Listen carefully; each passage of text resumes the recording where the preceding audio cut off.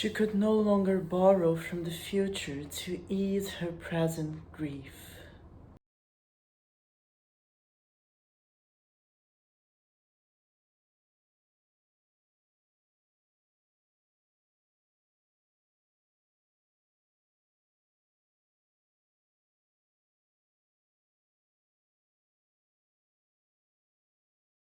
Alice's Sin and welcome to Alice's Shelf Looks and Books.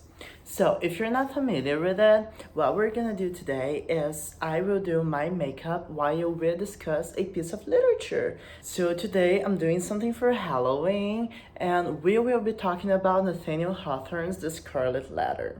Let's do it. So, as you may have noticed, I'm shooting this on Halloween, so that's why I'm going for a Tiffany vibe. And Chucky is the perfect example of how horror culture and queer culture have always been connected. And the series is really good to show that now. I really recommend, if you're not watching it yet, go watch Chucky's new series. But okay, just wanted to emphasize why I'm going for a Halloween Tiffany look today. But let's talk about the Scarlet Letter.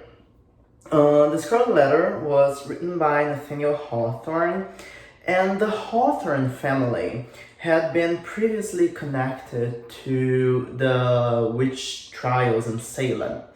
And that's one of the reasons, probably the main reason, why Hawthorne changed the spelling of his name to the one we know now. So, as usual, let's start with the plot.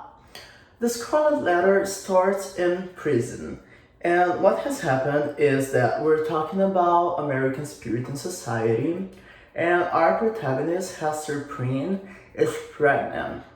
The problem is, her husband has been missing for years now, and she shows up pregnant, which means she's an adulteress, and she should be killed. However, they are good people, and they decide not to kill her. Instead, she has to go to prison until she has her baby, and after that, she has to wear a scarlet A on her clothes for the rest of her life. Also, every time she goes to the marketplace, which is like the public square, there's a little drummer boy that follows her playing the drums to announce that she's there. And that gives the Scarlet Letter three very important traits. The first one is the letter itself. Letter A, as it stands for adulteress, and it's Hester's sin. We have the color, which is a very bright color, so it draws attention. And we have sound, with the drummer boy playing it every time she's in the square. So she doesn't go unnoticed. Everyone is always watching Hester because of her sin. What happens next is Hester's long-lost husband shows up in town, and he's disguising himself as a doctor who's there to take care of Dimmesdale. Dimmesdale is the symbol for the clergy. He's a clergyman in Hester's town, and he is the symbol of the Puritan society. However, he is sick, and he's constantly coughing and putting his hand on his chest when he coughs, and that's a very important symbol. Meanwhile, we have Hester's kid named Pearl growing up, and she grows up as a very strange thing. People would always connect her to an imp or a out of this world creature because she would ask questions and she would make comments that were not expected by the Puritan society. What happens is Dimmesdale, the clerk, is Pearl's father, and there's a huge connection between his disease and his chest and Hester's Scarlet Letter. And there's a moment in which he goes to the scaffold. There's this scaffold in town, which is a very important symbol. And he goes to the scaffold and he believes that people can see a scarlet letter on his chest, which people can't, but that's a pure expression of his guilt. However, Chillingworth knows that Dimmesdale is Pearl's father, and Chillingworth is a horrible man, and he wants Dimmesdale to answer to him, not to society, not to God, not to no one but him. Next, they have a first family moment in which Dimmesdale, Pearl, and Hester are together in the scaffold and a meteor passes. And Hester understands the meteor as a symbol of hope, as a symbol that everything will be fine, whereas Dimmesdale interprets the meteor as he's falling, as people will know that he also has a scarlet letter, that he's as guilty as Hester is. Throughout the story, Hester helps everyone so much that with time, people start to believe that the A in her chest stands for Abel. So the scarlet letter's meaning changes throughout the story. Dimmesdale finally dies, he's consumed by guilt, and he dies, and while he dies, he removes his clothes, and you can see a vibrant scarlet letter burning in his chest, which is also a symbol for his guilt. Finally, people start assuming that the A stands for angel, as Hester helps everyone so much. And finally, Hester and Pearl leave that town and they have a very good and happy life together somewhere else.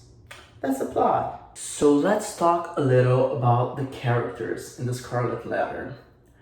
Due to Hawthorne's connection to the Salem witch trials, Hester is frequently understood as one of the witches they could not burn.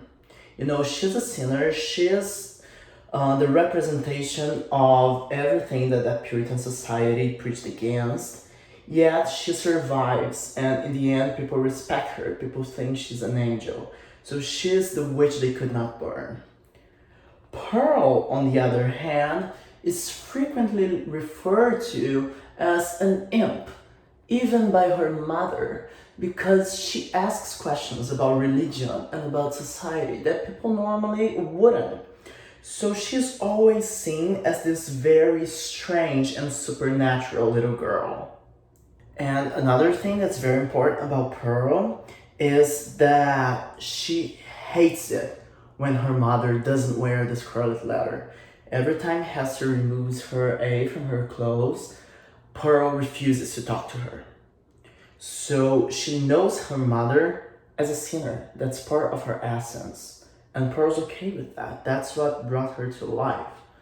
And Pearl's also the person who connects Dimmesdale's illness to the Scarlet Letter in the first place. She's the one who sees that he's holding his chest like her mama has an A. So she is just this beautiful, weird little imp. The personification of Hester's shame and victory all at once. Just such a great symbol. And then we have the male characters, which are quite interesting because we have two main male characters and they are both really weak. I mean, Dimmesdale falls into guilt, whereas Hester takes on all of the pressure of having the scarlet letter and going to jail and having a baby and raising the baby on her own.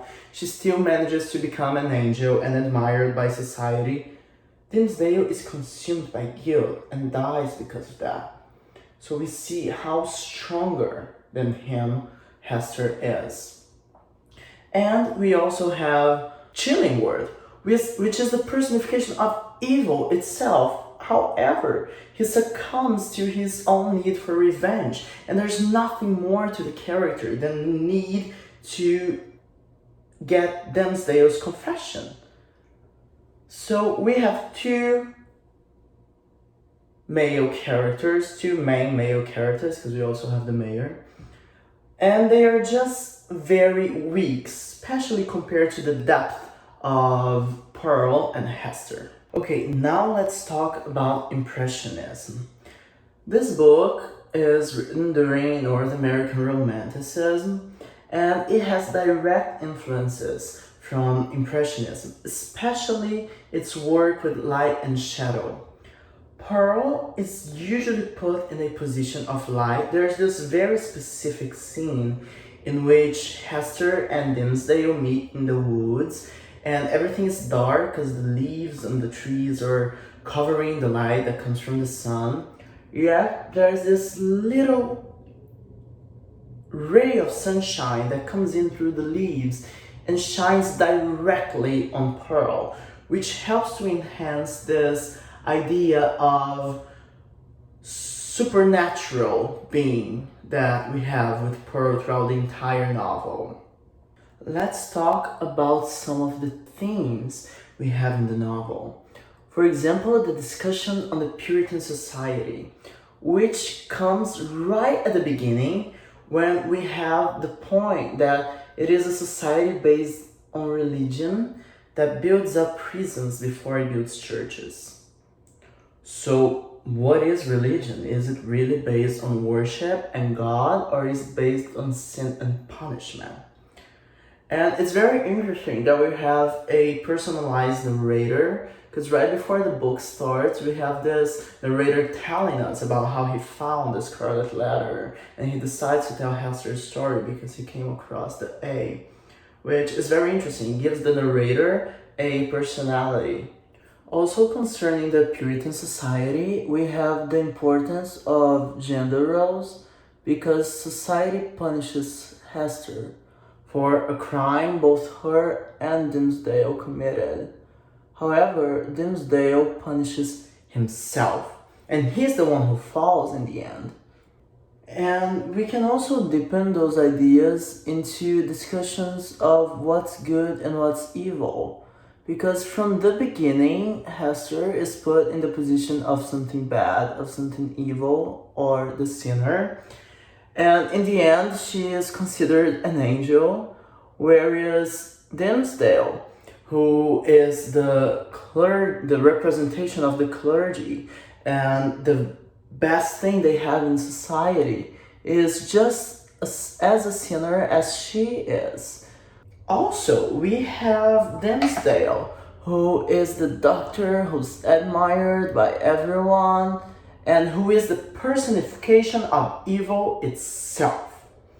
So what is good? What is evil? That's a very, very important discussion in the Scarlet Letter. Also, concerning the Puritan society, we can talk about the way Pearl refers to Chillingworth, because she always refers to him as the black man. And that's also connected to what I had mentioned about Impressionism and the idea of light and the absence of light. Because the absence of light is usually connected to something bad, and that's why Pearl refers to Chillingworth as the dark man. He's the man devoid of light. He's evil. And look at how she knows that. She is just a child. She has no idea of what's going on. Yet, she's the one who emphasizes Dimmesdale's illness and Chillingworth's darkness. Pearl is such a fun and deep character. Now, let's look at some of the symbols in the novel. We have, for example, the rose bush. The rose bush is right close to the prison, and it's one of the first symbols we have in the story. And it represents the birth of something good and beautiful coming from a bad place. So the rose is kind of like Pearl. Although there is a prison, although it was built before even churches were, there is something beautiful there. Next, we have the comet, and I mentioned the comet before, and the thing is, the comet is an omen, but it is at the same time a good and a bad omen. It's a good omen for Hester because she's going to be fine, everything will work out. But it is a bad omen for Dimmesdale because he knows that people will find out that he is a sinner, that he has a scarlet letter just as well. Let me fix this. I have this problem called my left eye always looks better than my right eye. See, now I messed that up as well. Can I fix it? No, I should stop trying to. And also we have the scaffold. The scaffold is where everything takes place. It's where they see the omen, the comet. It's where she is shown to society on the first moment. It's where they see her as a sinner. It's where she's presented to society as a sinner. And it's also where Dimmesdale dies. So Hester is the bad girl, and then they have a family moment, and then Dimmesdale dies, and all of that happening in the scaffold. So this is the Scarlet letter. What I'm gonna do is I'm just gonna finish my makeup. I'm gonna do a purple eye thing here. I just drew those things because I fucked it up and then I liked it, so now that's happening. And I don't know, I like it. I've never done that before. Looks good. Or maybe it doesn't, but well, that's what we have for today. And also I'll draw my lips. I'm not gonna make you watch all of that because it's gonna be a little boring. Because I'm not a makeup artist. I've said it before. We're not here to talk about makeup. We're here to talk about literature. So this is basically what I'm gonna do. I'm also gonna add some purple here because what's her name? Tiffany has it. And I think it's really, interesting. And I can just justify it as, hey, it's Halloween, I can do whatever the fuck I want, yay. But yeah, so that's the Scarlet letter. I'll be right back. Okay, so I'm done with the eyes. I just need to put on the lashes, and now I'm just gonna do my lips. And she has this black lips, so I'm just gonna do that, and then I'm gonna add some gloss to it to make it glow. And also I have very dry lips, so I always have to be wearing gloss. I always use cocoa butter when I'm not in drag, and in drag I just use gloss. So yeah, that's what we have. My black pencil is really, really bad, so I need to buy a new one. So what I'm gonna do is I'm gonna fix the lips with a purple lipstick, and then I will apply the gloss. So that's what I'm doing. And then I'll just glue the lashes. I'll put on mascara and glue the lashes. Mascara. Yay. Has anyone seen Chilling Word? Or Chucky? So that was Nathaniel Hawthorne's Scarlet Letter. I hope it helped you. And by the end of this week, we'll have a new video in which we'll start talking a little about feminist criticism in literature. I hope to see you there. And remember, share it with everyone you know. Like the video, subscribe to the channel. Tell me how gorgeous I look. Yes, lie to me. It's okay. And remember, life's a sin.